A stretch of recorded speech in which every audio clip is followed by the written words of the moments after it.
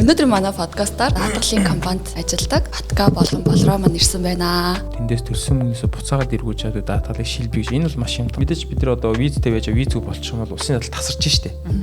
Тэгэхээр улсын даатгал байхгүй юм шилбэг бом өөрөө 30-аас 40 хүн гэж өгдөг байхгүй.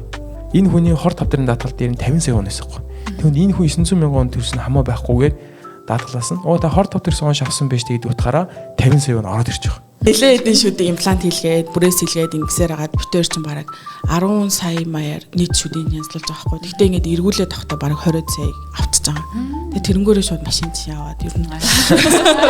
Тэгээ тэрнгөөрөө байрныхаа барьцаа хийгээ байр мараас. Мөн хурахаар одоо бүгдээ шүдний дадлаа гэж байгаа. Шүдний дат. Солонгостой монголчуудтай хэрэгтэй мэдээллийг дамжуулаад гой болохын төлөө л хичээж байгаа шүү.